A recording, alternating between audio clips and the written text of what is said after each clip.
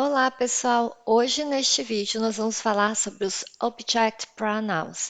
São pronomes que exercem a função de objeto do verbo, ou seja, de complemento do verbo. E aqui a gente não vai diferenciar se é complemento, se é objeto direto, se é objeto indireto. Na verdade, isso não faz quase que diferença nenhuma aqui, para vocês aprenderem como posicionar esses pronomes. Então vamos ver. Do lado da esquerda, a gente tem os pronomes que são os subject pronouns, os pronomes que exercem a função de sujeito no inglês. Então, esses verbos aparecem aí no início da oração. A gente sabe que toda oração em inglês, ou seja, toda frase, né? Se você não sabe muito bem a diferença entre oração e frase, não tem problema também. Ela precisa de um sujeito com raríssimas exceções. Então, nós vamos ver aqui que estes são os pronomes que exercem a função de sujeito. E do lado direito, em azul, vocês têm os pronomes que vão exercer a função de complemento do verbo e de uma preposição, se o verbo tiver uma preposição logo em seguida. Para você compreender onde que os object pronouns estão posicionados, eles estão posicionados depois de um verbo ou depois de uma preposição. Então, às vezes vem o verbo e a preposição, às vezes pode aparecer apenas a preposição. E aí você sabe que você vai usar um pronome complemento objeto. Agora, antes da gente seguir adiante, eu quero te pedir para curtir esse vídeo, deixar aí o seu like e também te convidar para se inscrever no canal. Então, vamos continuar a nossa explicação aqui. Então, vocês têm pronome sujeito, verbo, pronome objeto ou verbo mais preposição, pronome objeto ou apenas preposição e pronome objeto. Como que eu vou decidir qual pronome usar? Eu tenho que memorizar, não tem outro jeito, vocês vão ter que memorizar. Mas a boa notícia é que vocês têm alguns pronomes aqui que vão ser repetidos na categoria, tanto de sujeito como objeto, que é o caso do you. Veja bem, ele sujeito é you, objeto é you também. O caso de it, que também é o mesmo pronome lá na categoria de objeto. E a gente tem o you aí, que na tabela a gente tem singular e plural, em inglês, né? O you singular e o plural. Você já memorizou o singular, então você sabe que o plural é a mesma coisa. Então você vai excluir três pronomes aí e você vai ficar com a memorização do pronome me, him, her, us e them. São os 5 pronomes que você tem que memorizar. Esses 5 pronomes mudam. Ou seja, quando eu tenho I, eu não vou falar depois do verbo, eu não vou usar I de novo, eu tenho que usar me. Se a referência lá, o sujeito, for ele, o he, eu não posso usar he de novo, eu tenho que usar him. Se for she, tem que ser her. Se for we, nós, vai ter que ser us, certo?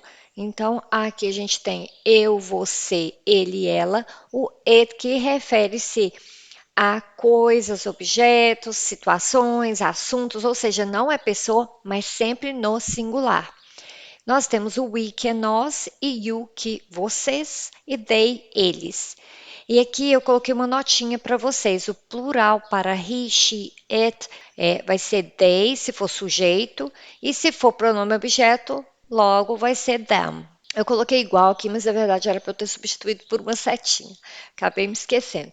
Então, he, she, it, eu vou mudar para o plural, vai ser they, se for pronome sujeito, e se for pronome objeto, vai ser them, porque o pronome objeto correspondente a they é sempre them. Então, agora nós vamos passar para os outros exemplos que vocês vão entender melhor. E comenta aqui para mim o que você está achando dessa explicação. Tá dando para entender direitinho? Porque você tem que sair desse vídeo hoje sabendo qual a diferença entre os subject pronouns e os object pronouns, certo? Aqui nós temos alguns exemplos. Olha, Maria likes Pedro. Maria gosta do Pedro. Se a gente for substituir os nomes por pronomes, nós temos aí, na substituição, Maria é she, porque ela é o sujeito, é ela que gosta do Pedro, e o Pedro é o complemento do verbo gostar. Então a gente tem que usar him. Maria gosta do Pedro, ela gosta dele. Agora nós temos uma oração errada aí, olha. She likes he. Não posso colocar he. Lembra que eu falei? He é sempre sujeito, então ele está antes aí do verbo. Ele teria que ser colocado antes do likes, certo? Então aí, she likes he, totalmente errado. Quando você traduz, ela gosta dele, tá? Na sua cabeça fica certo, porque he é ele. Só que o pronome adequado é him. A próxima. Maria ate the oranges. Maria comeu as laranjas. Comeu mesmo. Em inglês a gente fala comeu para qualquer fruta. Então, eu vou colocar Maria é she, a gente já viu. Maria, ou seja, ela comeu elas. Vê que em português fica meio estranho quando você coloca assim, o elas. Determinados momentos vai ficar estranho, a gente também vai precisar de um pronome diferente. No português certinho. No português do dia a dia a gente fala: Ah, onde estão as laranjas? Maria comeu elas. Na verdade, chupou elas, né? Então, aqui a gente vai colocar them, porque vai ser tipo falar ela as comeu. Só que, gente, em inglês eu não tenho essa opção de usar uma coisa ou outra e tá tudo bem. Em relação aos pronomes, não vai ficar tudo bem, vai ficar errado, vai ficar super esquisito, tá? Ninguém erra isso, a não ser crianças quando estão aprendendo, né? Os meninos bem pequenininhos, os bebês vão aprender a falar, eles podem errar, mas isso não é comum, não é um erro comum que os nativos cometem. Tá? Eles também, assim, cometem muitos erros em inglês, como a gente comete em português no dia a dia, mas esse aí não é um erro comum. Então, she ate them. E she ate they, totalmente errado. Como eu disse, não dá para a gente colocar they, porque they é um pronome que exerce função de sujeito, ele tem que estar antes do verbo. Então, vamos para mais exemplos.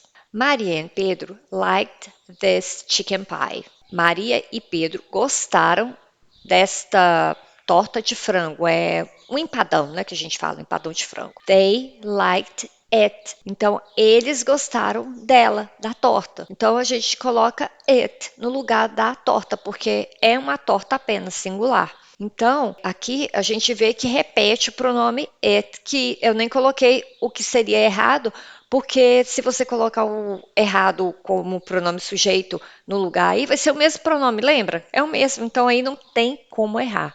Você vai sempre usar it para o singular. They liked it. Próximo exemplo. Pedro loves Maria. Pedro ama Maria. Pedro ama ela. Pedro a ama. No português certinho. Então, Pedro loves her. Não dá para falar she, porque senão fica Pedro ama ela.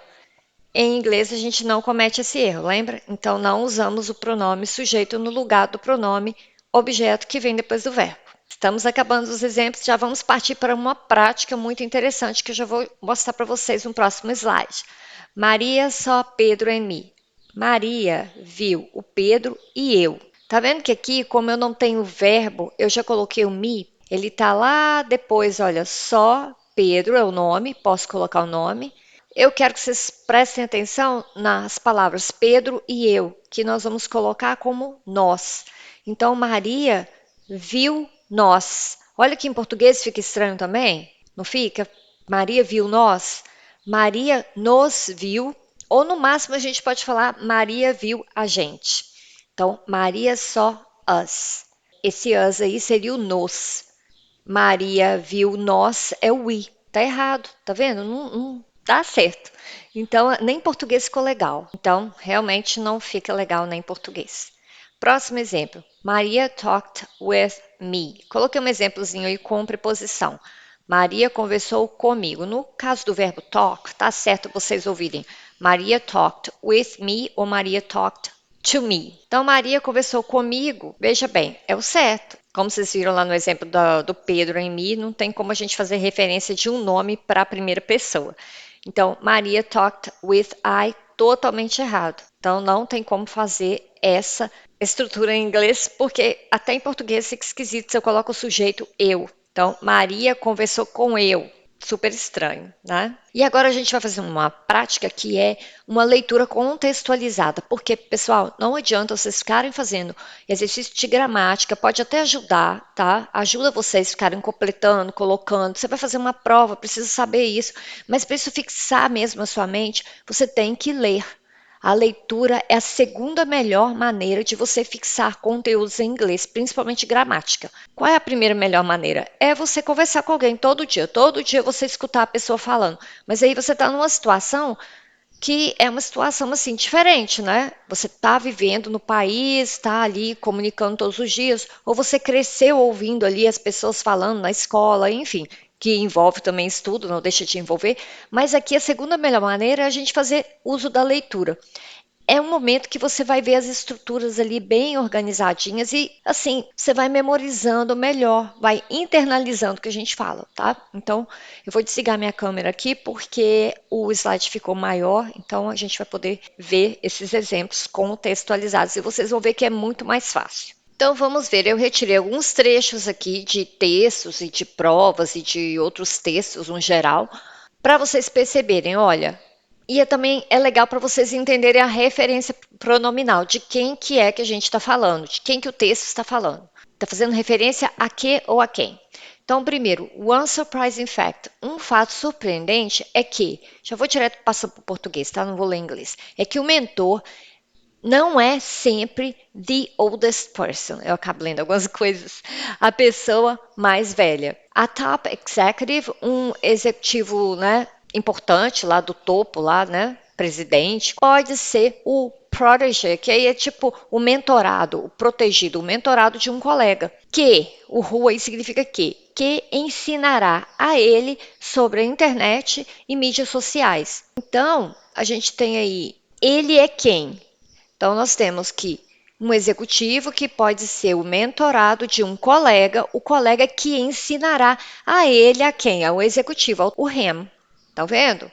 Então, aqui, eles colocaram o executivo como se fosse ele. Poderia ser ela também, mas aqui o texto acabou usando ele. No primeiro foi depois o teach, que é o verbo, e agora foi depois a preposição. For him, para ele, quer dizer, já mencionou quem é essa pessoa, é um processo não convencional, totalmente sobre exchange of feelings, of music and of vision, uma troca de sentimentos, né, de sensações, de música e de visão. Então, aqui realmente no texto está fazendo referência a um homem, que foi mencionado no parágrafo anterior. E aí a gente tem, para ele fica for him, não pode ser for he, está depois da preposição. Próximo exemplo. And our study shows those who participated in it. Nosso estudo mostra aqueles que participaram nele. Nele quem? No estudo. Had an increased desire. Teve um desejo aumentado para alimentos mais saudáveis. Então, healthier, mais saudável. Entenderam? Então, o estudo é o it que está sendo mencionado lá na frente. Então, agora vamos para o último exemplo. Soldados precisam ser senior, eles precisam estar lá no alto, né? Do rank, da patente, para ter o privilégio de ter seus cônjuges, spouse é uma palavra para cônjuges, e seus filhos, né, suas crianças, seus filhos dependentes, acompanhá-los, them. Então, o them está fazendo referência aos soldados. Então, os soldados precisam de ter esse ranking, essa patente mais alta, para ter esse privilégio de ter o cônjuge e seus filhos dependentes acompanhando eles, os acompanhando. Então é isso, a gente termina por aqui. Espero que vocês tenham gostado dessa aula. Deixa aqui para mim os comentários e coloca aqui para mim se vocês querem mais vídeos sobre pronomes, tá? Então até a próxima.